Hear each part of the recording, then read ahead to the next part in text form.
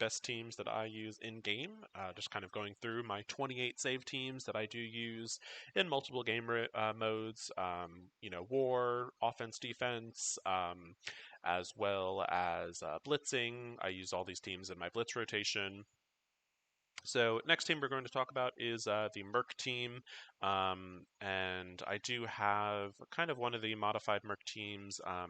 A lot of people will potentially switch out Bullseye and Merc Sniper with either Killmonger or Karath. Just kind of a personal preference. I don't have Killmonger or Karath built up all that much yet, so eventually I probably will transition these two characters out. But this is the pure Merc team without breaking up other teams.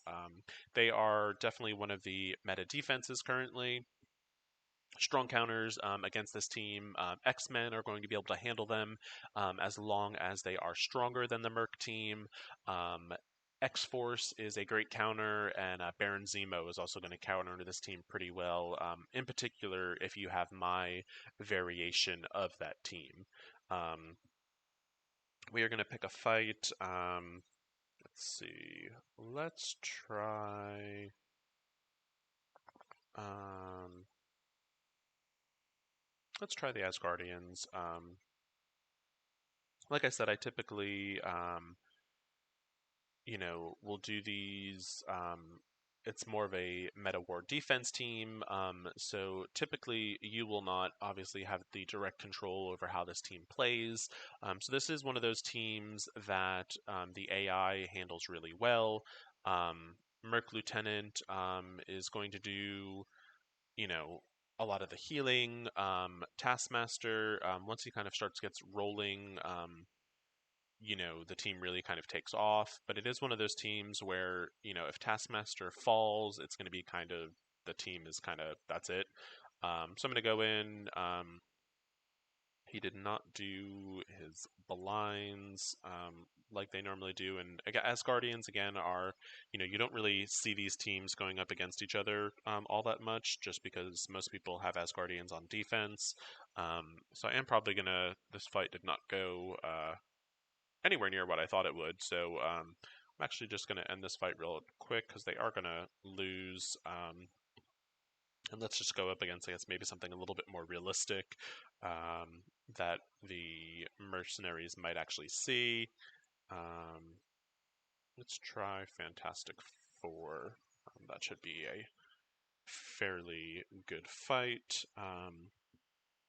Fantastic Four, definitely one of the better war offensive teams.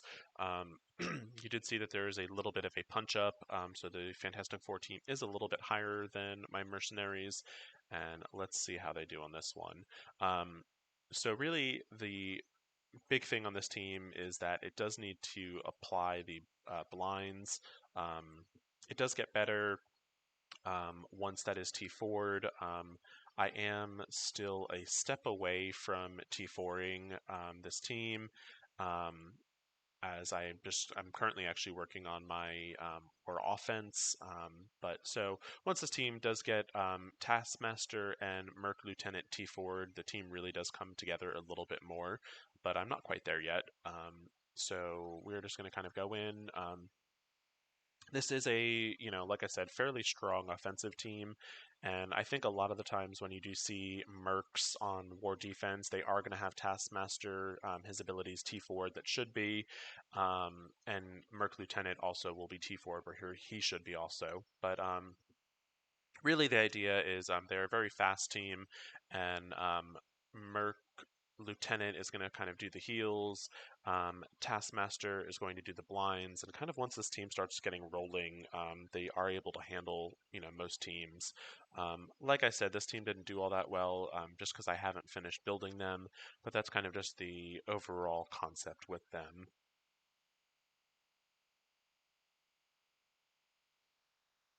Um, anyway,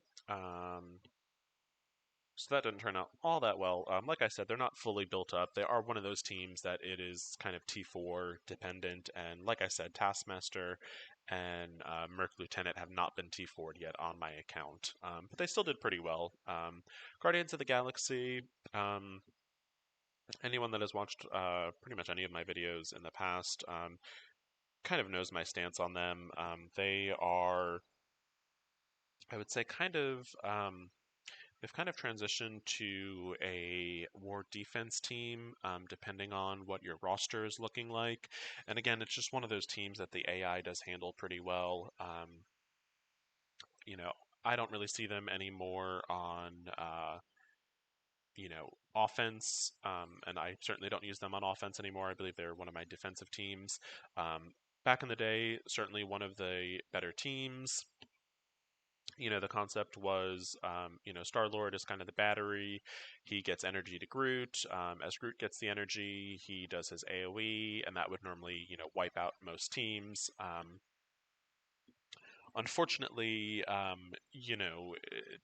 just as the game has progressed and as the meta has progressed, they're just not the same. It does take a lot of resources to get to Star Lord. He is a legendary, and just the requirements to get him unlocked, and then what he actually gets you once he is unlocked, just isn't a primary focus, I don't think, anymore. They're a pretty good team, but they're not one of the best, and just investing those early resources in just doesn't seem like a good path to me. Um, they're not bad on defense. They're not amazing. A lot of teams can counter them.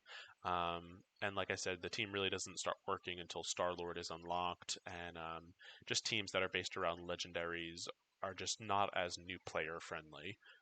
So they did handle that team, pretty well. But so that's kind of my thoughts on Guardians of the Galaxy.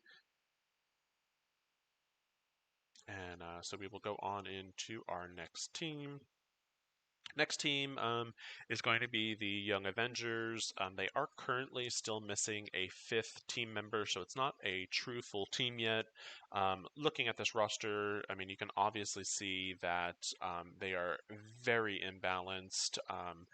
My Spider Man, Miles Morales, and my actual Spider Man are pretty built up from their symbiote team, but the rest of the team, I just haven't gotten around to them yet. They are supposed to be a pretty good war offense team, and I can certainly understand the mechanics behind that.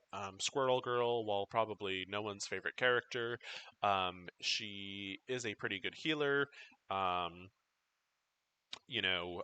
American Chavez is really a strong DPS, as is Miles Morales is kind of cool with his debuffs.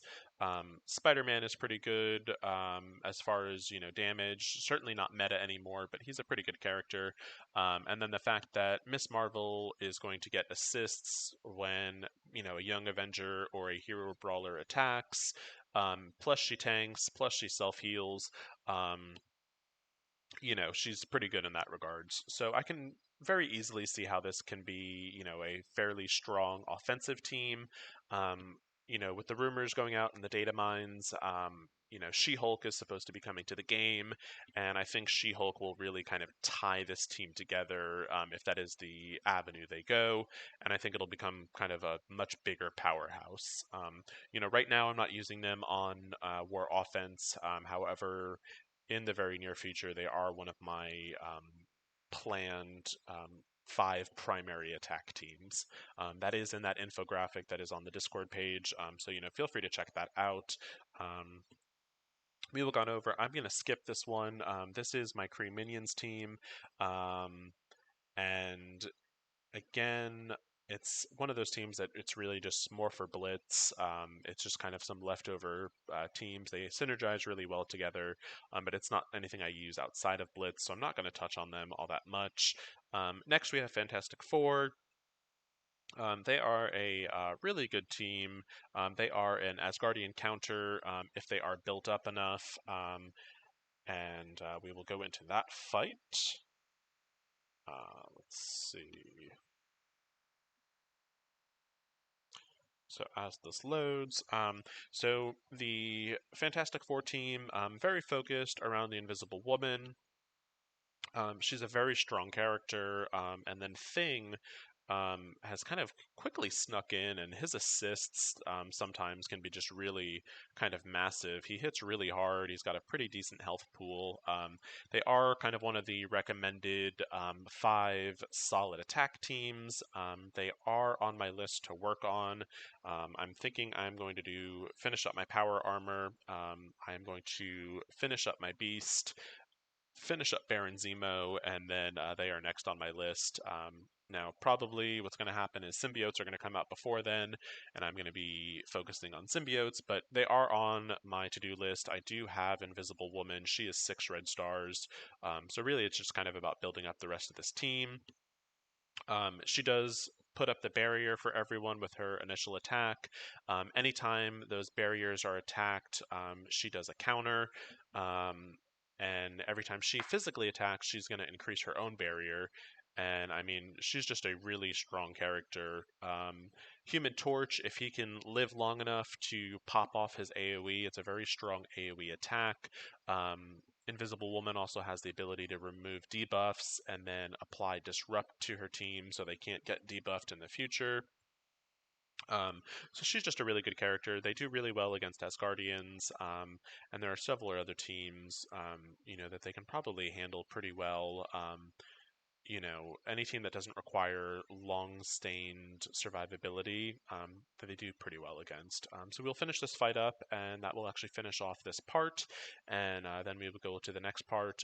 We're quickly getting to the finish line. There are some teams that I will continue to skip over, and then we'll just kind of do a mass recap at the end. So thank you for watching this part, and look for the next part in the next few moments.